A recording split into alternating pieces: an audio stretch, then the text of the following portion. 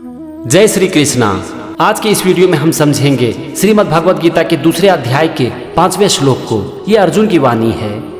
अर्जुन भगवान श्री कृष्ण से कहते हैं, गुरु न हत्वा ही महानुभावन श्रेयो भोक्तुम भैक्ष्यम पीह लोके हत्वार्थ कामास्तु गुरु निहैव भुंजीय भोगान रुधिर प्रदिग्धान। ये था पूरा श्लोक। अब हम एक एक शब्द को समझते हैं। पहला शब्द है गुरु न हत्वा।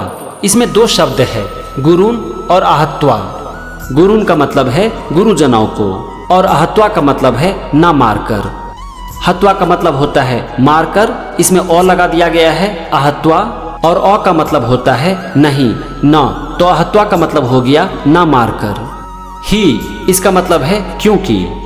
इसके बाद है महानुभावन। महानुभावन ये उन लोगों के लिए यूज किया जाता है जिनका आप सम्मान करते हो और जो आपके लिए पूजनीय हैं। इसके बाद है श्रेय। श्रेय का मतलब होता है कल्याणकारक। भोक्तुम, भोक्तुम का मतलब होता है खाना। भैक्ष्यम पीह ये 3 शब्द से बना है। भैक्ष्यम अपी इह। भैक्ष्यम का मतलब होता है भिक्षा का अन्न। अपी का मतलब होता है भी, और इह मतलब इस। लोके, लोके का मतलब होता है लोक में। अब हम समझते हैं दूसरी लाइन को। दोनों को मिलाकर समझना पड़ेगा। जब हम संस्कृत को हिंदी में समझते हैं ना, तो बहुत बार पहले लाइन का शब्द दूसरे लाइन में यूज होता है, इसीलिए दोनों को एक बार देखना पड़ेगा। दूसरे लाइन का पहला शब्द है हत्वार्थ कामास्तु। ये 3 शब्द से बना है। हत्वा अर्थ कामान तु। हत्वा का मतलब है मारकर। अर्थ कामान इसका मतलब है अर्थ और कामरूप। यहाँ पर अर्थ का मतलब है धन पैसा, और कामरूप का मतलब है आनंद। तो अर्थ कामान का मतलब हो गया धन और आनंद। तू इसका मतलब है तो।